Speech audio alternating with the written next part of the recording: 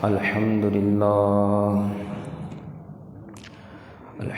لله نحمده ونستعينه ونستغفره ونؤمن به ونتوكل عليه ونعوذ بالله من شرور أنفسنا ومن سيئات أعمالنا من يهده الله فلا مضل له ومن يضلله فلا هادي له ونشهد أن لا إله إلا الله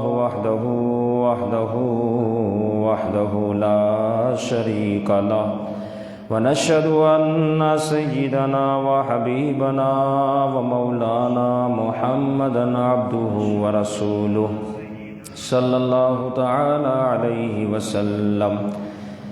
أما بعد فأعوذ بالله من الشيطان الرجيم.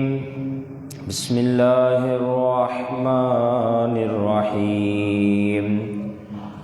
سبحان الذي أسرى بعبده ليلا من المسجد الحرام إلى المسجد الأقصى الذي باركنا حوله لنريه من آياتنا إنه هو السميع البصير. صدق الله العظيم وصدق رسوله النبي الكريم الأمين. قال النبي صلى الله تعالى عليه وسلم: لا يؤمن أحدكم حتى أكون أحب إليه من والده وولده والناس أجمعين، أو كما قال النبي صلى الله تعالى عليه وسلم: إن الله وملائكته يصلون على النبي يا أيها الذين آمنوا صلوا عليه وسلموا تسليما. اللهم صل على سيدنا ومولانا محمد طب القلوب ودوائها وعافية الأبدان وشفائها ونور الأبصار وضيائها وعلى آله وصحبه وبارك وسلم. مولاي صل وسلم دائما أبدا على حبيبك خير الخلق كلهم وقدمتك جميع الأنبياء بها والرسل تقديم مخدوم على خدمي. اللہ جل جلالہ وعم نوالہ کی حمد و ثنا سرکار فخر کائنات قائد المرسلین خاتم النبیین احمد مصطفیٰ جناب محمد مصطفیٰ صلی اللہ تعالی علیہ وسلم کی بارگاہ میں ہدیتاً تحفتاً محبتاً اخلاصاً درود و سلام کا نذرانہ پیش کرنے کے بعد اس رب ذوالجلال کا کروڑا احسان کہ اس نے ہمیں آج کی یہ مقدس شب معراج مصطفیٰ صلی اللہ تعالی علیہ وسلم دیکھنے کی سعادت نصیب فرمائی. اللہ رب العزت آج کی اس مقدس شب کے صدقے ہم سب کی حتمی بخشش و مغفرت فرمائے، اور آج کی شب کے صدقے اللہ تعالی ہم سب پر اپنی رحمتوں و برکتوں کا نزول فرمائے. اور کوئی غیب کیا تم سے نہا ہو بلا، اور کوئی غیب کیا تم سے نہا ہو بلا، جب نہ خدا ہی چھپا تم پہ کروڑوں درود، جب نہ خدا ہی چھپا تم پہ کروڑوں درود. یقیناً آج کی شب کی نسبت رسول اکرم صلی اللہ تعالی علیہ وسلم کی طرف ہے، اور ہر وہ شے جو اللہ کے محبوب علیہ الصلاۃ والسلام کی طرف منسوب ہو جاتی ہے وہ ادب و احترام کے لائق بن جاتی ہے، اور عاشق ان نسبتوں کی قدر کرتے ہوئے پیارے محبوب علیہ الصلاۃ والسلام کی ان مقدس چیزوں کا ذکر سن کر خوش ہو جاتا ہے، مسکرا اٹھتا ہے اور دلی طور پر اپنے آپ کو چین و سکون میں مبتلا کرتا ہے، کیونکہ محبوب کی نسبت رکھنے والی چیز بھی محبوب ہو جایا کرتی ہے۔ اسی میں سے آج کی یہ شب ہے جس کی شان بہت بلند و بالا ہے۔ اللہ نے آج کی شب کو بڑی رحمتوں، برکتوں، فضیلتوں سے مالا مال کیا ہے۔ اب محبوب کے سامنے جب اللہ کے محبوب منزہ عن العیوب صلی اللہ تعالیٰ علیہ وسلم سے محبت رکھنے والے جب ذکر سنتے ہیں تو ان کو معنی مفہوم سمجھ آئے یا نہ آئے، لیکن وہ جھوم اٹھتے ہیں۔ تصور میں ایک بات ہوتی ہے کہ یہ در حقیقت جو پڑھا جا رہا ہے، جو ہم سن رہے ہیں، یا جس محفل میں ہم جمع ہیں، یہ محفل اور یہ ذکر سب اللہ کے حبیب کا ہو رہا ہے۔ تو اس کی برکت، اس کی فضیلت یہ ہوتی ہے کہ سمجھ نہ آنے والے بھی اس ماحول میں رہتے ہوئے جھوم اٹھتے ہیں۔ جیسا کہ قصیدہ بردہ شریف امام شرف الدین بوصیری رحمۃ اللہ تعالیٰ علیہ نے لکھا، 294 آپ کا وصال، اتنے پرانے بزرگ۔ اب کوئی شخص جب مولا صلی اللہ علیہ وسلم صرف سنتا ہے تو اس کا دل باغ باغ ہو جاتا ہے، اگرچہ وہ اس کا معنی مفہوم کچھ نہیں جانتا، لیکن اتنا اس کو معلوم ہے کہ یہ در حقیقت رسول اکرم صلی اللہ تعالیٰ علیہ وسلم کا قصیدہ پڑھا جا رہا ہے۔ تو نسبت کی وجہ سے معنی مفہوم سمجھ نہ بھی آئے، لیکن اتنا سمجھ آئے کہ رسول اللہ کی نعت ہے تو عاشق جھوم اٹھتا ہے۔ تو جس شب کو پوری شب منسوب رسول اکرم صلی اللہ تعالیٰ علیہ وسلم کی طرف ہو تو اس شب میں عاشق کا کیا معاملہ ہوگا، اس میں عاشق رسول کتنے خوش ہوتے ہیں کہ یوں تو اللہ رب العزت نے اپنے نبی کو بہت سارے معجزات عطا فرمائے۔ ان معجزات میں سے دوسرا بڑا معجزہ شب معراج مصطفیٰ صلی اللہ تعالیٰ علیہ وسلم ہے۔ پہلا بڑا معجزہ خود قرآن مجید فرقان حمید ہے، اور دوسرا بڑا معجزہ آج کی شب جب پیارے محبوب علیہ الصلاۃ والسلام معراج کی آپ نے سیر فرمائی، آپ تشریف لے گئے، تو یہ دوسرا بڑا معجزہ ہے۔ بتا رہا تھا نسبت کے حوالے سے، تو ایک بات ذہن میں آئی، آج سے کچھ وقت پہلے چچنیا کے اندر چچنیا کی گورنمنٹ کی طرف سے باہر سے آپ علیہ الصلاۃ والسلام کا پیالہ مبارکہ منگوایا گیا۔ وہ پیالہ شریف جس کو آپ علیہ الصلاۃ والسلام نے اس برتن میں سے پانی پیا تھا، اپنے لب مبارک اس پیالے پر لگائے تھے۔ چچنیا کی گورنمنٹ نے اس کا بڑا اہتمام کیا، خصوصی طیارہ اس کو لینے کے لیے بھیجا۔ جب وہ ملک میں آیا تو اس کا صحیح طریقے سے بہترین اور شاندار استقبال کیا گیا۔ چچنیا کا صدر خود اس طیارے میں جا کے اس صندوق جس کے اندر وہ پیالہ تھا، اس پیالہ کو جو ہے وہ باہر نکالتا ہے۔ اس کے بعد اس صندوق کو گلی محلوں میں ایک راؤنڈ لگواتا ہے، لوگ ہاتھ باندھ کر درود پاک کی صدائیں لگاتے ہوئے اس پیالے کا استقبال کر رہے ہیں۔ برتن تو ہمارے گھر میں بھی ہے، ہر جگہ پر موجود ہے، لیکن عاشق کو ہی معلوم ہے کہ یہ پیالہ کوئی عام پیالہ نہیں، بلکہ اس پیالے کی نسبت پیارے محبوب علیہ الصلاۃ والسلام کی طرف ہے۔ تو لہٰذا یہ اب عام نہ ہوا، بلکہ اتنا خاص ہو گیا کہ ادب کے ساتھ کھڑے ہو کر ہاتھ باندھتے ہوئے درود پاک کی کثرت کرتے ہوئے اس کی زیارت کی جا رہی ہے۔ تو وجہ یہ ہوئی کہ در حقیقت وہ منسوب ہے آپ علیہ الصلاۃ والسلام کی طرف، تو لہٰذا وہ خاص ہوا۔ اسی طرح آج کی شب بھی آپ علیہ الصلاۃ والسلام کی طرف ہے۔ معجزہ، کرامت، معونت، استدراج، یہ کچھ اصطلاحات ہیں۔ اس میں معجزہ و کرامت تو آپ اکثر سنتے رہتے ہیں کہ انبیاء و رسول علیہم الصلاۃ والسلام سے جو بات ثابت ہو جاری ہو اسے معجزہ کہتے ہیں، یعنی خرق عادت کام کا پایا جانا، جو عقل کے اندر سمجھ نہ آئے، عقل جس کو صحیح طور پر سمجھنے سے قاصر ہو جائے، جو عقل سے ماورا ہو، اسے معجزہ کہا جاتا ہے۔ ولی سے جو یہ بات ثابت ہو اسی طرح تو اسے کرامت کہتے ہیں۔ نیکوکار شخص، صالح متقی شخص سے اگر یہ بات ثابت ہو تو اسے معونت کہتے ہیں، اور فاسق فاجر گناہگار شخص سے جب یہ چیز اس طریقے سے کوئی چیز ظاہر ہو جائے تو اسے استدراج کہتے ہیں۔ اب جیسی امت ویسا معجزہ۔ موسیٰ علیہ السلام کے زمانے میں جادوگروں کا بڑا راج تھا،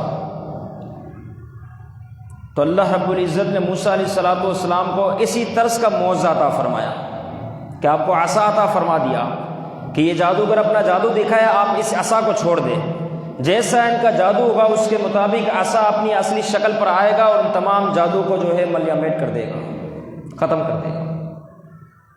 عیسیٰ علیہ السلام کے زمانے میں طب حضرات بڑے ماہر تھے، وہ اپنے سے جو کمتر ہوتے تھے ان کو نیچا دکھانے کے لیے اپنے طب کے معاملات کو ظاہر کرتے تھے اور بڑے بڑے قاعدے کلیے بیان کرتے تھے۔ اللہ رب العزت نے اپنے نبی عیسیٰ علیہ السلام کو ان معجزات کے ساتھ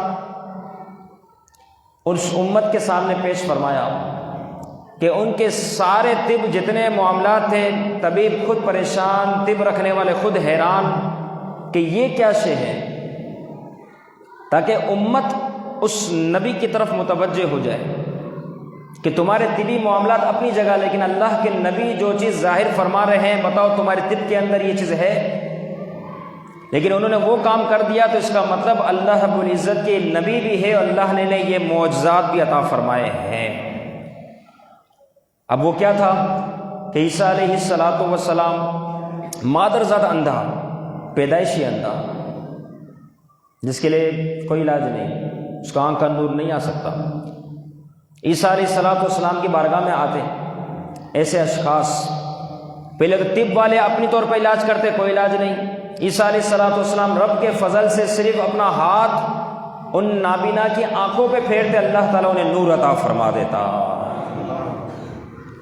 اسی طریقے سے مرض والے حضرات آتے، طب جو ہے ان کی ناکام ہو جاتی، لیکن آخرکار وہ اپنی اصلی حالت پر ہی رہتے، ان کی بیماری ختم نہ ہوتی۔ عیسیٰ علیہ السلام کی بارگاہ میں آتے، عیسیٰ علیہ السلام اپنا دست رحمت، دست شفا، دست برکت پھیرتے، اللہ تعالیٰ ان برس میں مرض میں مبتلا لوگوں کو شفا عطا فرما دیتا۔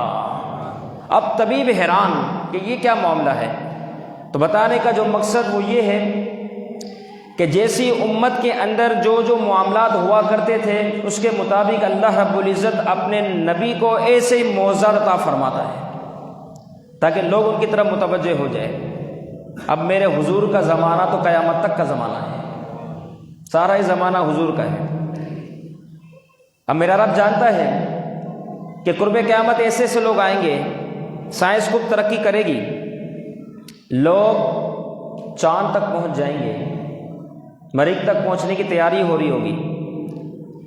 اب اپنے نبی کو معجزہ بھی ایسا عطا فرمایا جائے کہ سائنسدان اگر الٹے بھی ہو جائے، ان کی عقلیں حیران بھی رہ جائے، لیکن پھر بھی وہ ان کے تصور، ان کی سوچ، ان کی سمجھ میں بھی وہ بات نہ آ سکے جہاں پر اللہ نے اپنے حبیب کے قدموں کو پہنچایا، جس جگہ پر اللہ کے حبیب کے قدم پہنچے۔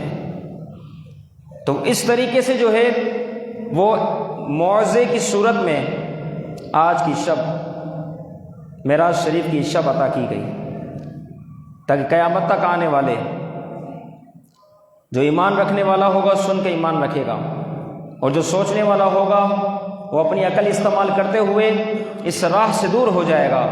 لیکن اللہ نے جو اپنے نبی کو معجزہ عطا فرمائے وہ اظہر من الشمس کی طرح واضح واضح واضح ہی ہوگا۔ ان عقل کو تنقید سے فرصت کہاں، عشق پر اعمال کی بنیاد رکھ، کیونکہ یہ عشق ہی تو وہ شے ہے جو انسان کو یہ سکھاتا ہے کہ اللہ کے حبیب سے کتنا پیار ہونا چاہیے۔ عقل تو سوائے تنقید کے کچھ نہیں کرتی، یہ کیوں ہوا، ویسا کیوں ہوا، ایسا کیوں ہوا، کس نے کیا، کب ہوا، کیسے ہوا، بے شمار اس قسم کے معاملات ہیں۔ تو اللہ نے اپنے حبیب کو یہ موضوع عطا فرما دیا تاکہ سائنسدان اگر چاند تک پہنچ گئے، لیکن اب ہم نے اپنے محبوب کو، ان کے قدموں کو اس جگہ تک پہنچایا جہاں پر سائنسدان کا تصور بھی نہیں جا سکتا۔ فرمایا سرے لامکان سے طلب ہوئی، سرے لامکان سے طلب ہوئی، سوئے منتہا وہ چلے نبی، سوئے منتہا، انتہا، وہ درجہ، وہ مقام، وہ جگہ جسے لامکان کہا جاتا ہے، سوئے منتہا وہ چلے نبی، کوئی حد ہے ان کے عروج کی، کوئی حد ہے ان کے عروج کی، بلغ العلا بکمالی۔ اللہ نے اپنے حبیب کو یہ شان عطا فرمائی۔ اب معراج کیا ہے؟ تو مختصر یہ ہے کہ جو ذات دل میں رہتی ہو اسے ان سر کی آنکھوں سے دیکھ لیا جائے، وہ معراج ہے۔ حضور علیہ السلام کی بارگاہ میں جبریل امین علیہ السلام تشریف فرما ہوئے، لیکن آنے کا انداز ہی کچھ نرالا تھا، دروازے سے نہیں ہے، اجازت نہیں۔ پیارے محبوب آرام فرما ہے، آرام میں خلل کیسے ہو سکتا ہے؟ کیا پیارے محبوب دروازے تک تشریف لائیں گے؟ اتنی تکلیف؟ فرمایا نہیں، اے جبریل علیہ السلام، آپ کو حکم یہ ہے کہ اب چھت کے ذریعے سے پیارے محبوب علیہ السلام کی قدموں میں حاضر ہو جائے۔ یہ پیارے محبوب کے عشق کی باتیں ہیں ساری، جسے آسانی سے سمجھ میں آ جائے کہ چھت کے ذریعے سے پیارے محبوب کے قدموں میں حاضر ہو جائے، اور اس کے بعد کیا کرنا ہے؟ جگانا نہیں ہے، بلکہ جبریل علیہ السلام اپنے ان لبوں کو پیارے محبوب کے قدموں پہ لگانا ہے، بوسہ دینا ہے، پیارے محبوب اس عمل سے بیدار ہوں گے۔ حضور علیہ السلام بیدار ہوئے، پیارے محبوب علیہ السلام نے جبریل امین علیہ السلام کی طرف دیکھا، فرمایا کیا ہوا؟ جبریل امین علیہ السلام نے عرض کی، یا رسول اللہ صلی اللہ تعالیٰ علیہ وسلم، رب کے حکم سے حاضر ہوا ہو، رب آپ کے دیدار کا مشتاق ہے، رب آپ کے دیدار کا مشتاق ہے۔ پھر آپ علیہ السلام کے سینہ مبارکہ کو کھولا گیا، اس میں سے دل کو نکالا گیا۔ اب محبوب کی کیا شان ہے کہ جب یہ سارا منظر ہو رہا ہے، اللہ کے حبیب علیہ السلام اپنی جیتی جاگتی آنکھوں سے سارا منظر دیکھ رہے ہیں۔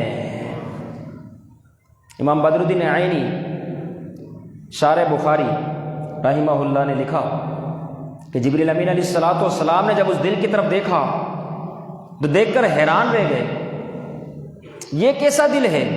اشک کرنے لگے، اشک ہو گئے کہ یہ کیا ہوا، یہ کیسا دل ہے کہ میں دیکھتا ہوں کہ اس دل کے اندر دو آنکھیں ہیں جو دیکھتی ہے، دو کان ہیں جو سنتے ہیں، یہ دل تو ایسا ہے۔ پھر اس سے جو ہے حکمت و نور سے بھر دیا گیا کہ آگے کی منزلیں جو ہے وہ نور ہی نور پر مشتمل ہے، لہٰذا اب اسے جو ہے اس قسم کے نور سے بھر دیا گیا۔ اب آگے کا معاملہ کیا ہوا؟ سورہ بنی اسرائیل آیت نمبر 1 پارہ نمبر 15 رب تعالیٰ ارشاد فرماتا ہے، سبحان الذی اسریٰ بعبدہ، پاک ہے وہ ذات، پہلا لفظ ہی سبحان کی کر، پاک ہے وہ ذات، اس قدر پاک ہے کہ ہر کجی سے صاف ہے، اس قدر پاک ہے وہ ذات۔ اسریٰ بعبدہ، اسریٰ سیر کروائی، سفر نہیں فرمایا، توجہ رکھے، سفر نہیں فرمایا، سیر۔ سفر اور سیر کے مابین فرق ہے۔ مثال کے طور پر میں سفر کو گیا ہوں، 10 کلومیٹر کا سفر تھا، مشکل سے 10 منٹوں میں طے کر لیا، کتنا جلدی ہوا؟ کیونکہ یہ سفر ہے، سفر میں جلد بازی ہوتی ہے، جلد سے جلد مکمل کیا جاتا ہے، اصل منزل تک پہنچا جاتا ہے۔ لیکن ایک ہے سیر، سیر میں کیا ہوتا ہے؟ 1 کلومیٹر کی میں نے سیر کی، اس میں آدھا دن گزر گیا، کیونکہ سیر کا معاملہ ایسا ہے کہ میں نظارے کرتے ہوئے گیا، یہاں ہوا دیکھتے ہوئے گیا، ان کلیوں کو، ان پھولوں کو، ان صحراؤں کو، ان رنگینیوں کو دیکھتے ہوئے گیا تو یہ ہو گئی سیر۔ تو رب تعالیٰ نے فرمایا ہم نے اپنے محبوب کو سیر کروائی، سفر نہیں، یعنی سیر معراج یہ عطا فرمائی۔ اس میں بڑی حکمت ہے کہ سیر جو ہے وہ آہستہ آہستہ ہوتی ہے، سفر جو ہے جلدی ہوتا ہے، لیکن یہاں کہا جا رہا ہے سیر کروائی، اور سیر بھی کس قدر جلدی کروائی، حالانکہ سفر جلدی ہوتا ہے، کہ فرمایا کہ جب پیارے محبوب علیہ الصلوۃ والسلام سفر معراج سے فارغ ہو کر جب اپنے حجرہ مبارکہ کی طرف آئے تو آپ کا بستر اسی طریقے سے گرم تھا، پانی جس طرح آپ نے چھوڑا تھا اسی طرح بے رہا تھا، آپ حجرہ مبارکہ کی جو زنجیر تھی وہ زنجیر بھی ہل رہی تھی، حالانکہ یہ ساری شکل و صورت سیر کی بنتی ہے، سفر کی نہیں۔ تیز سفر ہوتا ہے، سیر نہیں۔ تو جس ہستی کا جو معاملہ ہے ایسا ہے کہ اس کی سیر اس قدر تیز ہو تو اس کا سفر کتنا تیز ہوگا، اس کے سفر کی تیز رفتاری کتنی ہوگی۔ اس میں عقیدے کا بھی اشارہ ہے کہ پیارے محبوب علیہ الصلوۃ والسلام کو ان کے امتی پکارتے ہیں، ہم نے رسول اللہ کو پکارا، آپ علیہ الصلوۃ والسلام کی طرف سے فریاد حضور نے قبول فرمایا، اور حضور علیہ الصلوۃ والسلام تشریف فرما ہو گئے، حضور کی مدد شامل حال ہو گئی۔ تو یہ کیا معاملہ ہوا؟ فرمایا جب سفر معراج تھا تو وہ سیر معراج تھی، اس قدر تیز، لیکن حضور کا امتی جب حضور کو کسی غم پریشانی میں پکارتا ہے تو اب پیارا محبوب سیر کر کے حاضر نہیں ہوتے بلکہ سفر کی صورت میں حاضر ہو جاتے ہیں، سفر کی صورت میں اس طریقے سے پہنچ جاتے ہیں۔ تو فرمایا یہ ہے سفر اور سیر کے درمیان جو ہے فرق ہے۔ آگے فرمایا سبحان الذی اسری بعبدہ، بالنبی ہی نہیں فرمایا، یہ بہت گہرائی کی طرف اشارہ ہے، رب کا کلام ہے، مسلمان کا ایمان ہے۔ بعبدہ فرمایا، بالنبی جی نہیں فرمایا، حالانکہ واضح طور پہ حکومت ہم نے اپنے نبی کو سیر کروائی، لیکن نہیں، بعبدہ اپنے بندے کو سیر کروائی، تاکہ اس جانب اٹھنے والے قیامت تک آنے والوں کے مسلمان جو ناقص ایمان والے ہیں ان کے اعتراض دور ہو جائے۔ بعبدہ کہہ کر کیا مطلب؟ فرمایا عبد جو ہے وہ جسم اور روح کے مجموعے کا نام ہے، بات سمجھیے گا ذرا، عبد جو ہے روح اور جسم کے مجموعے کا نام ہے۔ نتیجہ یہ نکلا کہ ہم نے اپنے محبوب کو روح اور جسم کے ساتھ معراج کا سفر عطا فرمایا، روح اور جسم کے ساتھ۔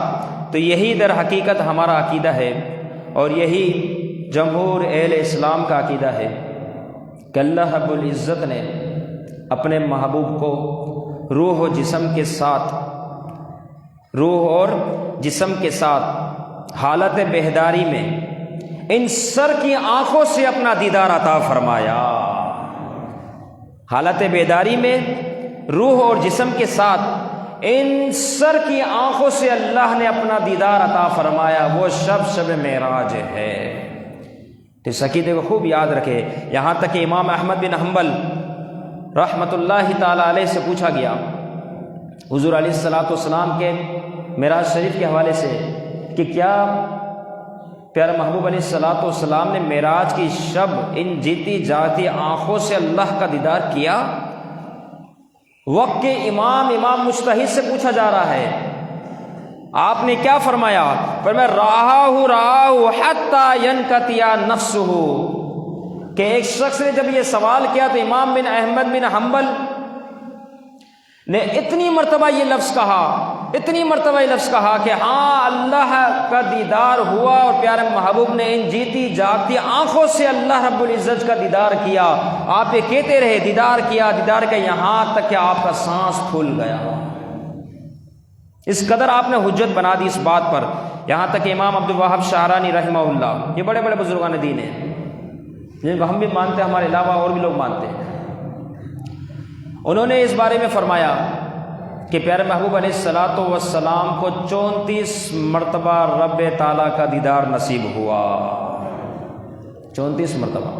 فرمایا 33 مرتبہ تو دل کی صورت میں، اللہ رب العزت کا دیدار نصیب ہوا، 33 مرتبہ تو اس طرح ہوا، لیکن فرمایا ایک مرتبہ شب معراج میں اللہ رب العزت کا دیدار جو ہوا وہ جیتی جاگتی سر کی آنکھوں سے ہوا۔ آگے اس آیت مبارکہ میں من المسجد الحرام الی المسجد الاقصی، مسجد حرام سے مسجد اقصی تک یہ سفر ہوا، مسجد حرام سے مسجد اقصی۔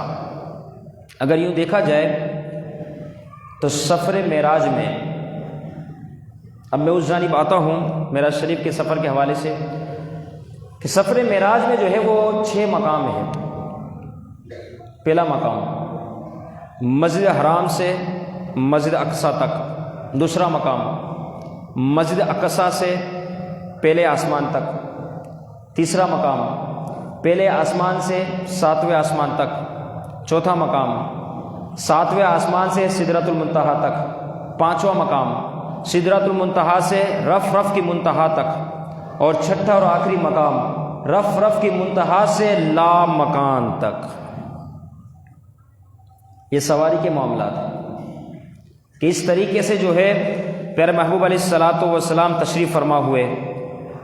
اب مسجد حرام سے مسجد اقصی تک آپ براق میں تشریف فرما ہوئے۔ براق وہ سواری کہ جہاں پر نظر پڑتی وہاں پر اس سواری کا پہلا قدم ہوتا، اتنی تیز رفتار سواری۔ آپ دیکھیں ہماری نظر کا کیا حال ہے، باہر کھڑے ہو جائے آسمان پہ نظر کریں، آپ کی نظر آسمان پر آسانی سے پہنچ جائے گی، آپ سورج چاند ستارے دیکھ لیں، یہ ہماری نظر ہے۔ پورا وجود گناہوں سے بھرا ہوا، آنکھوں کے اندر 2 گول سیاہ دانے ہیں، ان سیاہ دانوں کے اندر نقطے کے برابر 2 نور ہے، نقطے کے برابر فقط۔ اس نور کی یہ تاثیر ہے کہ جب بندہ اپنی نظروں کو آسمان تک کرتا ہے تو آسمان کو دیکھ لیتا ہے، ستاروں پر کرتا ہے ستاروں کو دیکھ لیتا ہے، سورج چاند پر کرتا ہے سورج چاند کو دیکھ لیتا ہے۔ تو ان نقطوں کے اندر جو نور ہے اس کا یہ عالم ہے، تو جو ہستی سراپا نور ہو اس کے نور کا معاملہ کتنا بلند ہوگا، اس کے نور کی کیا شان ہوگی۔ اللہ نے اپنے محبوب کو سراپا نور بنا کر اس دنیا میں بھیجا، تو فرمایا یہ ہے نور کی تاثیر اور یہ ہے نور کے معاملات۔ اب اتنی تیز رفتاری کا سفر ہے براق کے اندر کہ جہاں پر نظر ہے وہاں پر پہلا قدم ہے، لیکن اس ماحول کے اندر بھی پیارے محبوب علیہ الصلاۃ والسلام کی معرفت پہچان کا عالم یہ ہے کہ پیارے محبوب علیہ الصلاۃ والسلام موسیٰ علیہ الصلاۃ والسلام کی قبر انور کے اوپر سے گزرتے ہیں، آپ علیہ الصلاۃ والسلام دیکھ لیتے ہیں کہ یہ موسیٰ علیہ الصلاۃ والسلام کی قبر ہے، اور یہ بھی دیکھ لیتے ہیں کہ اس قبر کے اندر موسیٰ علیہ الصلاۃ والسلام فَإِذَا هُوَ قَائِمٌ يُصَلِّي کہ وہ اپنی قبر انور میں نماز پڑھ رہے ہیں۔ حضور نے اس تیز رفتاری کے عالم میں موسیٰ علیہ الصلاۃ والسلام کو بھی پہچان لیا، اور قبر کے اندر نماز پڑھنے میں مشغول ہے یہ بھی دیکھ لیا، تو حضور علیہ الصلاۃ والسلام کی معرفت کا کیا عالم ہے۔ اب یہاں پر میں یہ بھی بتاتا چلوں کہ موسیٰ علیہ الصلاۃ والسلام قبر کے اندر نماز ادا فرما رہے ہیں، پیارے محبوب کی یہ شان ہے کہ حضور نے اپنی قبر ہی سے جو ہے صحابہ کو جماعت کے ساتھ نماز بھی پڑھائی ہے۔ سعید بن مسیب فرماتے ہیں یزیدیوں کا جب ماحول گرم ہوا انہوں نے مدینہ المنورہ پر حملہ کیا الیاذ باللہ، اس کے بعد اپنے امام کو مقرر کر دیا، اب ان کا امام آ گیا، اب ماحول بہت خراب ہو گیا، صحابہ نے مسجد نبی کو چھوڑ دیا، 3 دن تک کوئی نماز نہ ہوئی۔ سعید بن مسیب فرماتے ہیں کہ میں دیوانہ بن گیا، اسی عالم میں میں نے سوچا کہ اپنے آپ کو دیوانہ ظاہر کر کے آج جو ہے حضور علیہ الصلاۃ والسلام کے روضہ انور کے قریب چلے جاتا ہوں۔ میں وہاں پہنچ گیا، حضور علیہ الصلاۃ والسلام کے روضہ انور کے قریب جب پہنچتا ہوں، وہاں پر پہنچ تو گیا، لوگ مجھے تکلیف نہ دے، لوگ مجھے پریشان نہ کرے، اس طرح دیوانہ بن کے میں پہنچ گیا، لیکن ظہر کا وقت ہونے والا تھا، میں نے سوچا اذان تو ہوگی نہیں، کیسے پتہ چلے گا کہ نماز کا وقت ہو گیا۔ نماز کو کیسے ادا کروں گا؟ اب وہ اسی عالم میں ہے، سوچ رہے ہیں جیسے زور کا وقت ہوا، قبر انور کے اندر سے اذان شروع ہو گئی۔ حضور علیہ الصلوۃ والسلام کی قبر انور، اذان کے بعد اقامت شروع ہو گئی۔ سعید بن مسیب حضور علیہ الصلوۃ والسلام کے روضہ انور کے پاس موجود ہے۔ پھر کیا دیکھتے ہیں کہ جیسے اقامت مکمل ہوئی، قبر انور سے ہی جماعت کا اہتمام ہو گیا۔ تو سعید بن مسیب فرماتے ہیں میں نے رسول اکرم صلی اللہ تعالی علیہ وسلم کے ساتھ اسی طرح جماعت کے ساتھ نماز ادا کر لی۔ پیارا محبوب کی شان ہے، کسی کہنے والے نے کیا کہا، جو کہے تجھ کو مردہ، جو کہے تجھ کو مردہ، مردہ ہے واللہ تو زندہ ہے، واللہ تو زندہ ہے واللہ۔ یہ تو حضور کی شان ہے، اللہ نے اپنے حبیب کو یہ شان عطا فرمائی۔ اور یہاں یہ بات بھی میں عرض کرتا چلوں کہ اللہ چاہتا تو پیارے محبوب علیہ الصلوۃ والسلام کو ڈائریکٹ بغیر کسی واسطے کے مسجد الحرام سے ڈائریکٹ آسمانوں کی طرف بلا لیتا، کیونکہ مسجد الحرام سے بھی پہلا آسمان اسی طرح ہے، مسجد اقصی سے پہلا آسمان بھی اسی طرح ہے۔ لیکن دونوں کے مابین فرق کیا ہوا کہ مسجد اقصی تشریف لائے پیارے محبوب علیہ الصلوۃ والسلام، پھر یہاں سے پہلا آسمان، پھر ساتواں آسمان، پھر یہاں سے آپ تشریف فرما ہوئے۔ اس میں بہت بڑی حکمت ہے۔ ان میں سے ایک تو یہ بھی ہے کہ دیگر انبیاء و رسول نے اس چیز کی خواہش کا اظہار کیا اپنی زندگی میں، اے اللہ ہمیں تو اپنا محبوب دکھا دے، تو امام الانبیاء دکھا دے کہ وہ جو تیرا محبوب ہوگا جس کی وجہ سے تو نے ساری دنیا بنائی، اس دنیا کو سجایا، انبیاء و رسول کو بھیجا۔ تو انبیاء و رسول یہ خواہش کرتے ہیں کہ اللہ تو اپنے اس محبوب کو ہمیں بھی دکھا دے۔ اللہ نے ان کی دعا کو قبول فرمایا اور مسجد اقصی شریف میں تمام انبیاء و رسول کو جمع فرما کر حضور علیہ الصلوۃ والسلام وہاں تشریف فرما ہوئے۔ تمام انبیاء و رسول نے حضور علیہ الصلوۃ والسلام کی زیارت کی اور آپ علیہ الصلوۃ والسلام کی امامت میں تمام انبیاء و رسول نے نماز کو ادا فرمایا۔ تو یہ بھی اس میں حکمت ہے اس حوالے سے۔ اب چونکہ وقت کے دامن میں مزید گنجائش نہیں کہ مزید خلاصہ وائز جو ہے اس حوالے سے گفتگو کی جائے، سیدھے اہم باتیں تھیں معراج شریف کے حوالے سے جو آپ کے سامنے میں رکھتا گیا۔ اب یہ ہے کہ جبریل امین علیہ الصلوۃ والسلام جب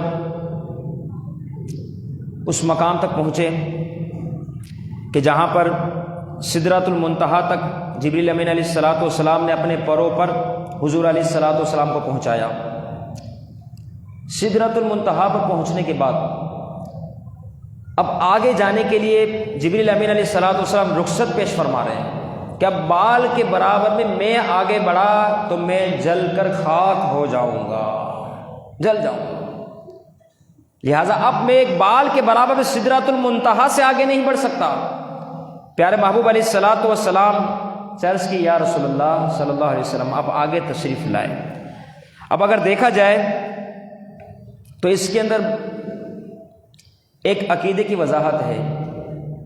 یہ جبریل امین ہے جو نوریوں کے بھی نور ہے، تمام نور والے فرشتے ہیں ان کے سردار ہے جبریل امین علیہ الصلوۃ والسلام، جو اس بات کا عرض پیش کر رہے ہیں کہ یا رسول اللہ بال کے برابر میں سدرۃ المنتہا سے میں آگے بڑھا، یہاں تک تو میری رسائی تھی، اب اگر آگے بڑھا تو میرے پر جل جائیں گے، لہذا میں اس جگہ سے آگے نہیں بڑھ سکتا۔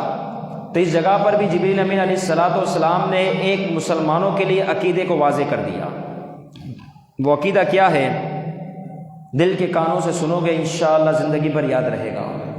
وہ عقیدہ کتنا شاندار ہے، پھر کوئی یہاں وہ نہیں کر سکے گا کہ جبریل امین نے ہمیں کیا عقیدہ دیا۔ وہ عقیدہ جو فرشتوں کا عقیدہ ہے وہ کیا ہے؟ فرماتے ہیں آگے نہیں جا سکتا کیونکہ میں آپ کی طرح نہیں، آگے نہیں جا سکتا کیونکہ میں آپ کی طرح نہیں، اور آپ کو آگے جانے سے منع نہیں کر سکتا کیونکہ آپ میری طرح نہیں، اور آپ کو آگے جانے سے منع نہیں کر سکتا کیونکہ آپ میری طرح نہیں۔ تو در حقیقت جبریل امین علیہ الصلوۃ والسلام کے اس مختصر جملے نے کہ میں اگر آگے بڑھا تو میرے پر جل جائیں گے، اس نے اس عقیدے کی بھی وضاحت کر دی کہ میں یا رسول اللہ آپ کی طرح نہیں ہوں، تو فرشتہ ہو کر یہ کہہ دے کہ میں آپ کی طرح نہیں۔ اور آج کا مولوی رسول اکرم صلی اللہ تعالیٰ علیہ وسلم کو اپنے گندے عقیدے کی وجہ سے یہ کہے کہ حضور بھی ہماری طرح بشر تھے، الیاذ باللہ ثم الیاذ باللہ۔ بہرحال پہلے آسمان پر آدم علیہ السلام سے ملاقات ہوئی، دوسرے آسمان پر یحییٰ و عیسیٰ دونوں نبی علیہم السلام سے ملاقات ہوئی، تیسرے آسمان پر یوسف علیہ السلام سے ملاقات ہوئی، چوتھے آسمان پر ادریس علیہ السلام سے ملاقات ہوئی، پانچویں آسمان پر ہارون علیہ السلام سے ملاقات ہوئی، چھٹے آسمان پر موسیٰ علیہ السلام سے ملاقات ہوئی، اور ساتویں آسمان پر پیارے محبوب علیہ السلام کی ملاقات حضرت ابراہیم علیہ السلام سے ہوئی۔ یہ ملاقاتوں کا سلسلہ تھا، روحانی پرواز تھی۔ امام ابو الحسن رفاعی رحمہ اللہ فرماتے ہیں میں نے روحانی پرواز کی۔ کسے لکھا؟ یہ لکھا ہے نبراس میں۔ کس چیز کی شرح ہے؟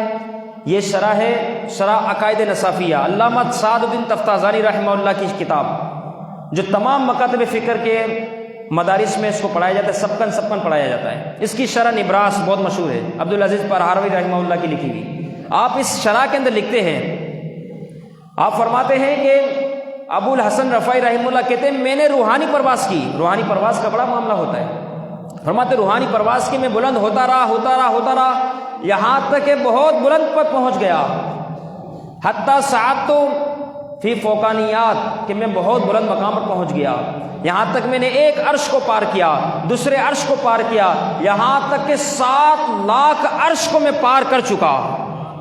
روحانیت میں اتنی مشہور کتاب عقائد کے حوالے سے، علم کلام کے حوالے سے انہوں نے اس کتاب کے اندر لکھا ہے کہ وہ فرماتے میں پار کر چکا۔ غیب سے آواز آئی، کہاں کو آ رہے ہو؟ کدھر آ رہے ہو؟ تو ابو الحسن الرفاعی عرض کرنے لگے میں تو در حقیقت اس جگہ کا متلاشی ہوں، اس جگہ کو دیکھنا چاہتا ہوں، اس جگہ کو چومنا چاہتا ہوں جب معراج مصطفیٰ صلی اللہ تعالیٰ علیہ وسلم ہوئی تو حضور علیہ السلام اس شب حضور کے قدم جس جگہ پر لگے تھے میں ان جگہ کو دیکھ کر چومنے کا خواہش مند ہوں، میں اس جگہ کو دیکھنا چاہتا ہوں۔ غیب سے آواز آئی ارجع لا وصول لک، لوٹ جا۔ فرمایا تو نے یہ پرواز کی 7 لاکھ عرش کو تو عبور کر چکا، فرمایا اگر تو کروڑوں سال تک بھی پرواز کرتا رہے تو تیرا تصور، تیرا خیال اس جگہ تک بھی نہیں جا سکتا جہاں پر پیارے محبوب علیہ السلام کے قدم لگے ہیں، اس جگہ تک تیرا خیال بھی نہیں پہنچ سکتا جہاں پر پیارے محبوب علیہ السلام کے اس جگہ پر جہاں قدم لگے ہیں، آپ علیہ السلام کے قدم پہنچے ہیں۔ یہاں تک کہ اب یہ ہے کہ حضور علیہ السلام نے اس موقع پر جو خواہشات کا اظہار فرمایا، مشاہدات کیے، جنت دوزخ سارے معاملات ہوئے، وقت کے دامن میں گنجائش نہیں، اپنے گفتگو اختتام کی طرف لاتا ہوں کہ یہ مشاہدات کے حوالے سے ہماری انشاءاللہ پرسوں جمعۃ المبارک کا دن ہے، جمعے کی نماز سے پہلے جو بیان ہوتا ہے، خطبہ ہوتا ہے، انشاءاللہ اس میں ذکر ہوگا بالتفصیل کہ مشاہدات میں آپ نے کیا کیا چیزیں دیکھی، جنت کو کیسا دیکھا، دوزخ کو کیسا پایا، اس کے عذابات دیکھے تو کیا کیا ہوا۔ انشاءاللہ اس کی تفصیل جو ہے وہ جمعۃ المبارک کے دن انشاءاللہ خطبے کے اندر بیان ہوگی رب تعالیٰ کے فضل سے۔ آج کے لیے صرف اتنا کہ اس موقع پر اللہ رب العزت نے اپنے محبوب کو نماز کا تحفہ عطا فرمایا۔ آج کا یہ میسیج آپ لے کے جائیں تاکہ یہ ہمارا جو معراج شریف کے حوالے سے مختصر بیان ہوا، اگر آپ کو یہ بات سمجھ آ گئی، سمجھے ہمارا آنے کا مقصد ہمیں حاصل ہو گیا۔ ایک میں نے آپ کو تحفہ دیا، اس کی اتنی حیثیت نہیں، ایک آپ نے مجھے تحفہ دیا، بظاہر اس کی بھی اتنی حیثیت نہیں، تحفہ ہے، عزت مرتبہ اپنی جگہ، لیکن وہ حیثیت نہیں رکھتا جو اللہ نے اپنے محبوب کو لا مقام بلا کر عطا کیا، اس تحفے کی کتنی حیثیت ہوگی، اس تحفے کی کیا شان ہوگی۔ اور وہ تحفہ کیا تھا؟ نماز کا تحفہ عطا فرمایا گیا۔ آپ کی امت پر نمازیں ہیں، یہ نماز کا تحفہ اس جگہ پر بلا کر خاص طور پر عطا کیا گیا جب حضور علیہ السلام سر کی جیتی جاگتی حالت میں جو روح و جسم کے ساتھ بیداری کے عالم میں اللہ کا دیدار کر رہے ہیں، اس موقع پر نماز کا تحفہ دیا جا رہا ہے۔ اس تحفے کا ہمیں کتنا خیال رکھنا چاہیے، ہمیں اس تحفے کا کتنا اہتمام کرنا چاہیے کہ اللہ رب العزت کی طرف سے اللہ کے محبوب کو دیا جانے والا تحفہ ہے۔ اور حضور علیہ الصلوۃ والسلام نے فرمایا قرۃ عینی الصلاۃ، کہ نماز میں میری آنکھوں کی ٹھنڈک ہے، قرۃ عینی فی الصلاۃ۔ اسی طرح فرمایا نماز مومن کی معراج ہے۔ تو یہ اس چیز کی ہمیں کتنی قدر کرنی چاہیے، کتنا خیال رکھنا چاہیے۔ الیاذ باللہ ثم الیاذ باللہ، بے شمار ایسے مسلمان ہیں جو نماز کو چھوڑے ہوئے ہیں، نماز نہیں پڑھتے۔ وہ یہ سوچ لے صرف کہ وہ اللہ رب العزت کی طرف سے دیا جانے والا تحفہ وہ کس کو دیا گیا، پیارے محبوب علیہ الصلوۃ والسلام کو، اس تحفے کی وہ قدر نہیں کر رہے، اس کو ضائع کر رہے ہیں۔ ایک نماز بھی اگر آپ نے چھوڑ دیا، آپ نے اس تحفے کو ضائع کر دیا، کیونکہ نماز 50 تھی 5 کر دی گئی، آپ علماء کی زبان سے سنتے رہتے ہیں۔ تو یہ 5 نمازیں فقط ثواب 50 نمازوں کا دیا جائے گا۔ لا تبدیل لکلمات اللہ، اللہ کا کلمہ نہیں بدلتا۔ فرمایا 50 دی، اگرچہ ہم نے 5 کر دی لیکن ہمارا کلمہ نہیں بدلتا، لہٰذا اے پیارے محبوب تیرا امتی کوئی 5 نماز پڑھے گا، ہم اسے 50 نمازوں کا ثواب عطا فرمائیں گے۔ تو یہ 5 نماز کی بس 50 نمازوں کا ثواب دیا جا رہا، ہم آسانی سے چھوڑ دیتے ہیں اپنے کام کاج کے چکروں میں۔ کیا پتہ کتنی ہماری زندگی ہے، آنکھ بند ہو گئی سب یہاں رہ جائے گا۔ آپ آنکھ بند کر کے تصور تو کریں، اب قبر میں آپ کے اعمال ہوں گے، وہی آپ کے ساتھ آئیں گے۔ قبر میں کیسے پیارے محبوب علیہ الصلوۃ والسلام کو اپنا چہرہ دکھائیں گے کہ حضور کی معراج کا جو تحفہ تھا ہم نے اس کو ہی ضائع کر دیا۔ لہٰذا نماز کا اہتمام کریں، جماعت کے ساتھ نماز پڑھیں۔ اللہ تعالی ہم سب کو آج کی شب کے صدقے تمام نمازیں با جماعت ادا کرنے کی توفیق عطا فرمائیں۔ اور آخر میں عرض کرتا چلوں، کل کا دن بڑا دن ہے، روزے کا اہتمام کریں۔ حضور علیہ الصلوۃ والسلام نے فرمایا جنت میں ایک نہر ہے جس کا نام ہی رجب ہے، جو شخص رجب المرجب کے مہینے میں 1 روزہ رکھے گا اللہ تعالیٰ اسے اس نہر سے سیراب فرمائے گا۔ 5:52-53 انتہا سحر ہے، آپ 5:50 سمجھ لیں، 5:50 اس وقت تک آپ سحری مکمل کریں۔ اس کے بعد آپ جو ہے وہ ضرور بھی ضرور کل کا دن روزہ رکھیں۔ ہم میں سے بڑی تعداد ایسی ہے جس نے رجب المرجب میں اب تک 1 روزہ بھی نہیں رکھا، بڑی تعداد ایسی۔ کل کا دن ہم بڑا دن روزے میں گزار سکتے ہیں، اسی خوشی میں کہ اللہ نے اپنے محبوب کو اپنا دیدار کروایا، ہم حضور کے امتی ہیں، اسی خوشی میں اگر ہم یہ روزہ رکھ لیں تو انشاءاللہ برکت نصیب ہوگی۔ اللہ تعالیٰ سے دعا ہے جو کچھ واعظ و نصیحت ہوئی اسے یاد رکھنے، عمل کرنے، دوسروں تک پہنچانے کی توفیق عطا فرمائے، غلطی کوتاہی معاف فرمائے۔ آج کی رات کے سب کے صدقے اللہ تعالیٰ تمام کی جائز تمنا کو اپنی بارگاہ میں قبول فرمائے۔ وَمَا عَلَيْنَا إِلَّا الْبَلَاغُ۔